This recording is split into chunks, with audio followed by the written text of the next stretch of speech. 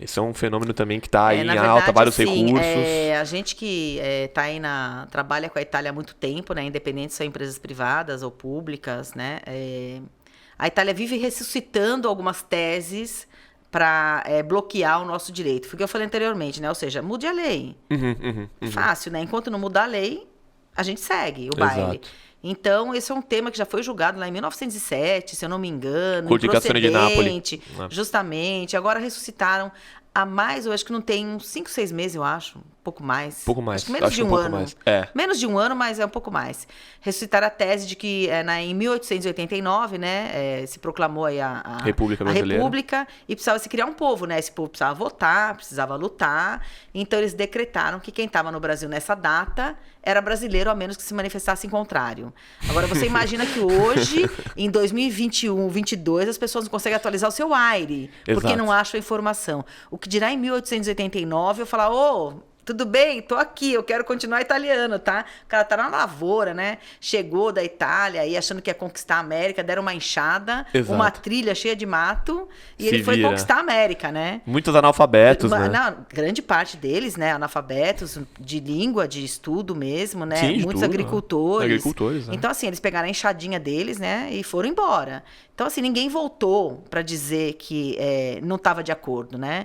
Então, ressuscitaram essa tese novamente, o que ela é combatida até pelo governo brasileiro, né? Sim. E quando você faz prepara a documentos, tua né? documentação, um dos documentos é a certidão de naturalização. É negativa, no e caso. acaba saindo uma negativa. É. Quer dizer, se você me naturalizou em 1889, como é que você me diz em 2022 que eu sou italiana ainda? Perfeitamente. Então, O próprio assim, governo que emitiu a lei... que emitiu a lei se contradiz ou mostra que, de fato, o que foi feito lá não foi válido, entendeu? Sim. Só que o governo italiano insiste ainda em bloquear o nosso direito e soltar uma orientação. Não é uma norma, não é uma lei, não é... Isso é importante deixar claro. É uma orientação, ou seja, ele orienta que os consulados, o tribunal ou as prefeituras na Itália esperem um grande julgamento aí que vai acontecer para poder prosseguir ou não. São coisas absurdas, né? Mas acontece ainda. Mas vai acabar. Eu tenho fé que... É legal essa parte da grande naturalização, você falou de 89, e o que a gente tem visto também são recursos que às vezes, porque assim, o Ministério do Interior, ele diz até no recurso que ele faz à Corte de Apelo, eu tive a oportunidade de ler de alguns colegas, né, de outras empresas, e diz lá que não é possível afirmar categoricamente que o italiano estava no Brasil em 15 de novembro de 1889. Porém, o que é certo é que o filho do italiano nasceu e aí eles se apegam... Na lei de 1912. Que eles juntam isso com a lei de 1912, exatamente, porque... Aí eu só queria pontuar isso legal para quem tá assistindo a gente. O Código Civil Italiano, ele é de 1865 e ele vai ser atualizado só em 1912. E 1865, existia esse Código Civil previa... que o italiano ele não poderia ter dupla cidadania. Então, se ele obtivesse uma segunda cidadania... Abriria a mão da sua originária. Abriria a mão da sua originária, que no caso é a italiana. Mas, e aí, qual o problema? É que, além da grande naturalização de 89, como você bem explicou, que todos os estrangeiros em território nacional, ou seja, escravizados, né, os ex-escravizados também, os europeus e tudo mais, se tornariam brasileiros, ela também institui o ius solis, que é o tipo de transmissão de cidadania que é por território, quando você nasce naquele território. Na maioria, só de curiosidade, a maioria dos países que foram colonizados, então os países americanos... Dão direito de solo. Dão direito de solo porque, como você disse, em algum momento você tinha que criar um povo, né? Porque você entrou aqui, né? Não tinha ninguém. Tinha os indígenas justamente. E tal, mas, enfim, você tem que criar um povo pra cá. Então, vamos criar a lei de solo. Então, existe até um movimento migratório pros Estados Unidos pra ter filho lá por esse mesmo motivo. Justamente. Você consegue ter a cidadania americana nascendo lá. Americano não importa quem é seu pai. O que não acontece na Europa, né? Se você nasce na Itália, você não é italiano. Se você nasce na França, você não é francês. Porque lá é o sanguíneos, que é a cidadania da galera, por sangue dos clientes. Você pega a cidadania dos pais, né? E aí eles estão se apegando nisso, na verdade, como argumento. Porque eles dizem, eu não posso provar que o italiano estava aqui em 89, mas o filho dele nasceu antes de 1912, portanto, recebeu a cidadania brasileira por solo. Portanto, abriu a mão da italiana. Exato, não teria recebido a sua de sangue, mas como você disse, na Corte de Cassação, entre outros assuntos, que também acho que é um podcast só para isso, vou ver até se eu consigo trazer um advogado italiano, mas entre outras coisas, a renúncia à cidadania italiana, ela não pode ser subentendida de maneira tácita. Tem que ser explícita, Tem que ser explícita.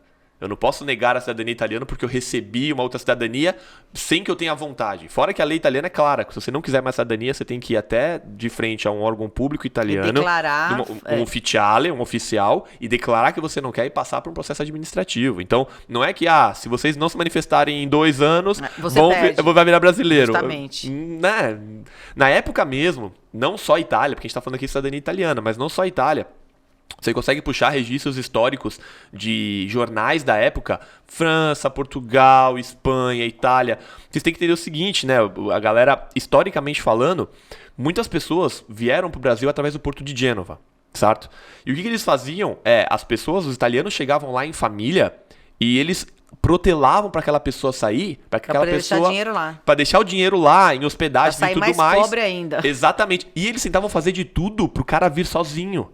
Pro cara deixar a mulher e os filhos lá. Pra mandar dinheiro pra trás. Pra poder mandar dinheiro pra Itália. Era uma maneira de entrar recurso. Aí de uma hora pra outra esse cara vira brasileiro. E o recurso que ele manda pra lá? Justamente. Então nem a Itália mesmo na época reconhecia essa situação. Foi contra. E hoje a mesma Itália usa. São ideias que eles vão ressuscitando, mas a gente já passa por cima. Eles vão inventar outras.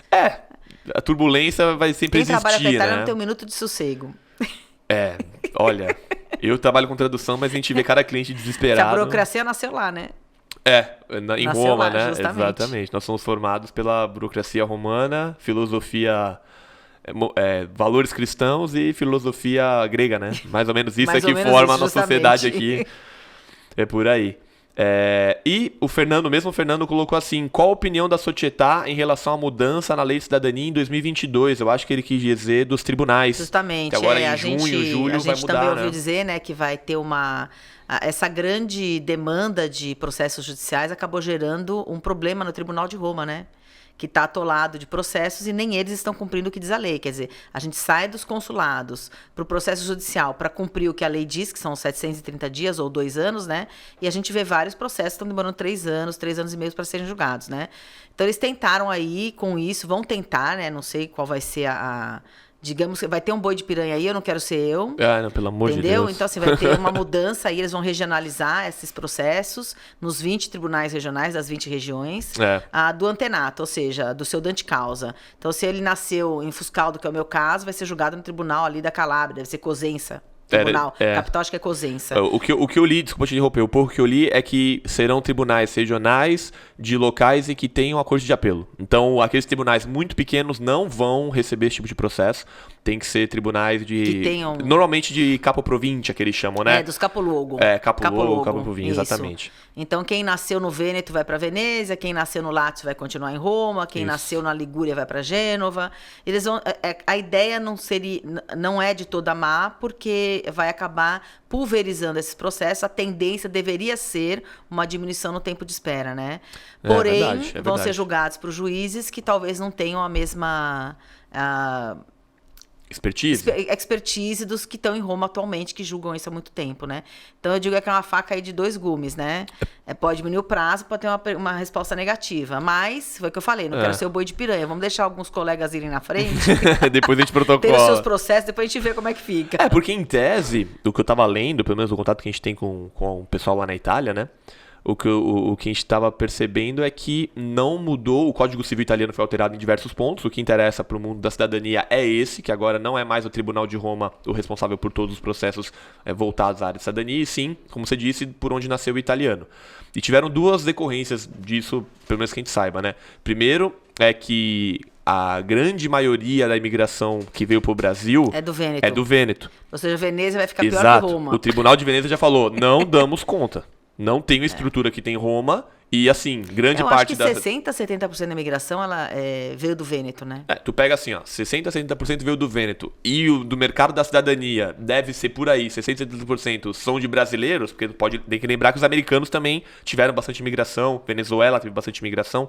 Mas eu tenho quase certeza que grande parte dos processos que estão correndo na Itália são promovidos por brasileiros. Então, o consulado não, o Tribunal de Veneza... dá a impressão de que vai abrir o bico. Não vão conseguir respeitar os 2 anos lá. Isso com certeza. E a outra coisa que a gente tem visto é que o Código Civil mudou, mas em tese, É o que você falou. Em tese, não foi mudado o objetivo, né? O objeto de análise, né? A documentação deveria continuar sendo a mesma, a análise a mesma, a jurisprudência da mesma maneira, exatamente. A única coisa que mudou é aonde eu vou protocolar meu processo. É em Roma ou é em outro lugar de acordo com o nascimento. Vale lembrar também que para processos já protocolados, a regra... Exatamente. Quem já tá lá com audiência marcada para o ano que vem, não muda nada. Continua em Roma, bonitinho. O medo é pegar uns juízes conservadores aí, né? Que são meio... Quer dizer, como vai muito da análise... Óbvio que tem uma lei a ser seguida, né? Não discuto isso, mas vai muito de uma análise pessoal, né? Não tem jeito, então, né? Às vezes discricionário, acaba sendo. Então, acaba tendo um juiz aí mais conservador aí, que acha que o nosso direito já foi interrompido a partir da terceira geração. Então, assim, é complicado, né? É aguardar para ver. Exato. Pode ser que a gente esteja aí falando um monte de besteira e vai antecipar, vai ser super legal, acabou a fila, mas é meio complicado, o assunto ainda...